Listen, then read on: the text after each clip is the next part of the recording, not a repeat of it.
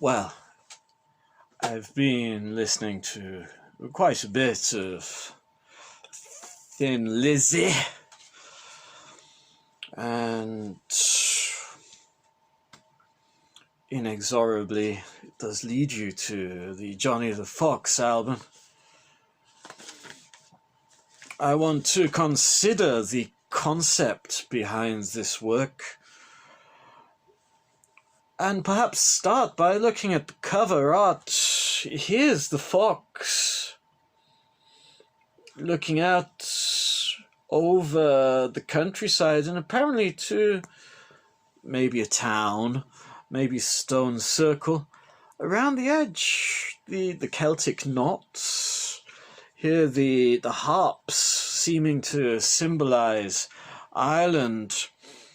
Now, the last time a Lizzy fan may have seen a carnival on the cover of a Thin Lizzy album would have been Nightlife. Unfortunately, I don't have a copy to hand, and certainly Amazon is going to help me out on that pretty soon. But that showed a Black Panther looking out over skyscrapers, and this was confirmed to be a Black Panther, symbolizing the resistance, guerrilla, native movement in America. Well, the fox here, is this symbolizing Irish republicanism? Is it symbolizing the free Gaelic spirit? If this is not a town but a stone circle that the fox is looking on, is it symbolizing a kind of Irish spiritualism? I wrote armed resistance, pride, having a nation, having a home. Let's move along then,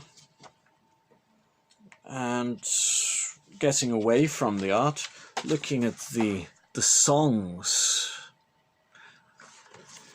and the words there. I've written, Johnny the Fox is a non-linear concept album. If this was an album by The Who, it wouldn't be Tommy. There's no single united story here. This would be quadrophenia. The characters here are representing parts of Mr. Lynott's psyche. Phil Lynott, the leader of Thin Lizzy, is talking about himself through songs, through a song cycle. The first song is Johnny, the drug addict. The second song is Rocky, about a glamorous rock star. The third song is Borderline, where Mr. Lynott bemoans being a borderline case. He's neither wholly the addict nor wholly the rock star. He's saying, I'm somewhere between the two. Don't believe a word. Song 4 is talking about the unreliability of his testimony. He says, don't believe a word, especially if I tell you that I love you. And that's true on one level, but it's also saying that the words here are not necessarily going to be 100% to be trusted. In the first song about Johnny, by the third verse, Johnny's shot down in an alleyway, and people think, oh, the album's over. It's not over. Song 5 on side 1 is Fool's Gold, which is opening out the story of Mr. Lynott himself and the characters. It begins with Irish history And again, this seems to be somehow rooted, this album, in Irish identity. Fool's Gold starts with spoken word, the story of Irish history, the famine, the Black Death, which are historical events, 17th century and 19th century, and the talk of the Irish diaspora into the Americas and the search for gold, fool's gold. The first verse has an old prospector looking for fool's gold. The second verse, presumably his son, Broken Joe the drunkard, somehow related back to Johnny from song 1, the junkie, the addict. And the third verse of Fool's Gold has a circus with a predatory vulture and a tightrope ballerina. As the ballerina falls from the high wire, the fox appears to save her to thunderous applause. The underdog side of Mr. Lynot's character emerging as a hero. And perhaps finding solace and oneness with the rock star Rocky. Side 2 of the paper, side 2 of the album, on a CD, only a second half. Side 2 begins with Johnny the Fox meets Jimmy the Weed, and an introduction to voodoo music rhythm. Jimmy the Weed, voodoo music. We know that Mr. Hendrix was a big hero for Mr. Lynott, so this is surely a shout out to him. But also, there seems to be a point where, whereas on side 1, Johnny and Rocky seem to be two parts, a yin and a yang, of Mr. Lynott's own character, we get the other, l'étranger, the not-self, the abject, another person, another side. And of course, on one level, a junkie is getting hash. On another level, this is rock success. The deal is coming together, the voodoo music is spreading. I wondered if, on some level, Jimmy the Weed might not be the producer. And checking the production credit, this is Mr. John Alcock, not a James.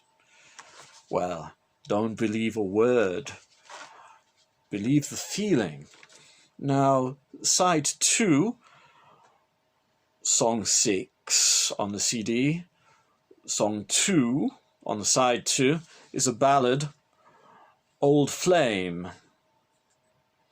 And again, this talks of going home, thoughts of error. And song 4 on side 2, Sweet Marie, once again, the love interest, also talking about going home.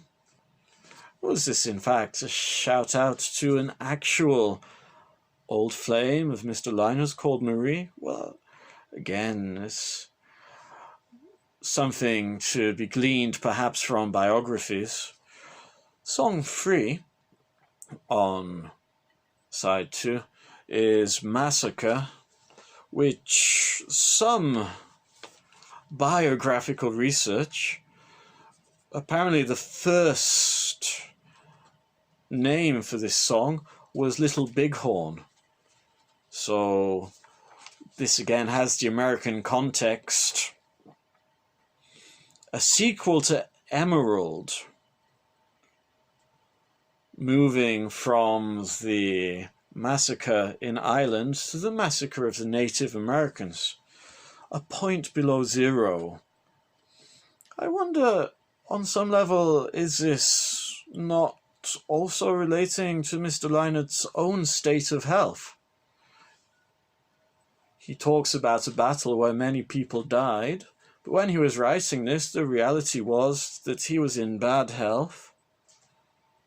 Lizzy were off the road, and he was trying to recover. Where is the thunderous applause for Lizzy when the leader is sick? The final song on side 2 is Boogie Woogie Dance. This seems like a nonsense song. It seems to have no meaning, but again, words taken at face value may mislead. Symbols are important. This is showing global reach. No longer era, no longer America, but now Spain, France, Brazil are popping up. The old world, the new world. Brazil perhaps linking back to the fool's gold, the Aztec gold. But France has the dance, which is related to the music. Spain has the name. Once you know it, you're not the same. Knowledge. And Brazil has the pill, the drugs. One extra level, an extra push that I feel at some point is this dance could somehow be someone dying in a hail of bullets. Outnumbered, outgunned, shot down. It's boof, boof, boof. The rotary cannon. Again, the massacre. But also leading back to the first character, Johnny, who is shot down in an alleyway by police. Mr. Lynard giving out chances. 3-1, he's going to live. 3-2, he's met his fate. So, returning to the original point, all these ideas are here. Somebody expecting Johnny the Fox to be the story of Johnny is immediately disappointed. But taking it to another level and looking at all the symbols, all the themes, we can see that this album is a united fist. It's a masterwork. It's cerebral. It's self-realized. And with these words, quash out.